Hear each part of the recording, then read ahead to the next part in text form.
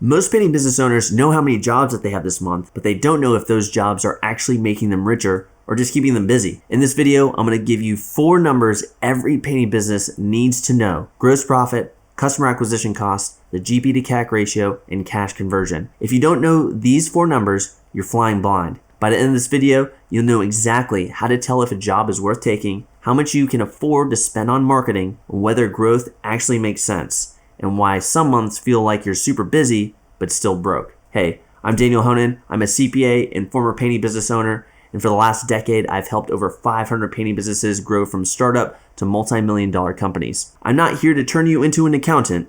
I'm here to give you 4 numbers you can look at any week of the year and instantly know we're good or we're in trouble, and here's why. By the way, if you like learning this way, I wrote a book called Profitable Painter that walks through these same frameworks in more detail. Budgeting, owner pay, cash flow, pricing. You can get a copy for free. It normally costs $20 on Amazon. All you got to do is cover the shipping. There's a link in the description if you want to go deeper. All right, so let's get into the numbers. Number 1, gross profit. Gross profit is how much money you keep from the job after paying for labor and materials. Here's the simple formula. Gross profit equals job price minus paint, sundries, and crew labor. Not rent, not your truck, not your salary, just direct costs to get the job done. Gross profit is the money that pays for everything else: marketing, office, overhead, and you. If this number is wrong, nothing else you do will fix the business. 2 painting companies can both do $1 million in revenue. One runs 50% gross profit.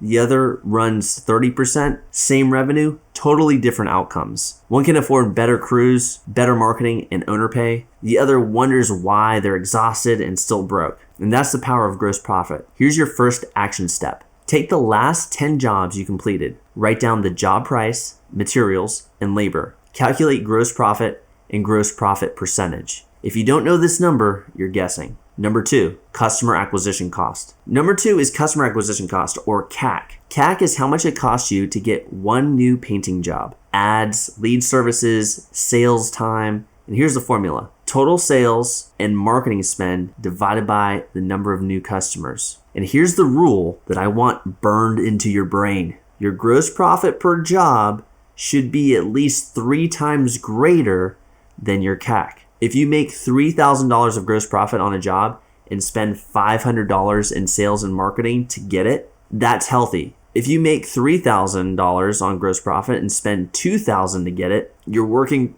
hard for scraps. I had a painter tell me Facebook ads didn't work. We ran the numbers. He was spending about $650 to land a job that produced over $2,000 in gross profit. That's not expensive marketing, that's just fuel. Once he saw that, he stopped asking, how do I get cheaper leads? And started asking, how do I scale this safely? Your second action step, add up everything you spend in a month to get customers. Divide that by the number of new jobs that you book. That's your CAC. Write it next to your gross profit per job. Number 3, GP to CAC ratio. This metric is actually a combination of the 2 prior numbers, gross profit and customer acquisition costs. The GP to CAC ratio tells you whether growth helps you or hurts you. The formula is simple: gross profit per job divided by CAC. Here's the rule of thumb: 6-to-1 GP to CAC ratio is ideal. 3-to-1 GP to CAC ratio or higher is a healthy growth. 2-to-1 GP to CAC ratio is fragile, and below 2-to-1 GP to CAC ratio is dangerous. If you spend $1 to make $3 back before overhead, growth works. If you spend $1 to make $2, growth drains your cash. Same revenue growth, completely different lives. Your third action step. Take your average gross profit per job and divide it by your average CAC. If it's below 3, you don't need more leads. You need better pricing, better estimating, or better marketing efficiency. If it's above 3, you've earned the right to scale. Number 4, cash conversion. Cash conversion is how long it takes you to get your money back after spending it. In simple terms, you spend money to get the job, you spend money to do the job, and then hopefully the customer pays you. In painting, it usually looks like this: money out for ads, money out for materials, money out for payroll, then days or weeks later, money in. That gap is why painters feel broke even when they're booked out. Here's the goal I want you to remember. Ideally, you get your customer acquisition cost back within 30 days or less. That means your cash conversion is 30 days or better. Why does that matter? Because if you get paid back within 30 days, you can safely put marketing costs on a credit card and pay it off with your new customer's money before interest kicks in. That's not debt, that's float. And it's how businesses scale without choking on cash. Let me give you a real example. I worked with a painter named Mike. Great reviews, booked out 6 weeks, but every Friday he was stressed about payroll. Why? His deposits didn't cover materials or labor. He was floating jobs on his credit card and praying customers paid on time. So we changed the structure. Larger upfront deposits, had a clear mid-job payment, and then small final payment at the end.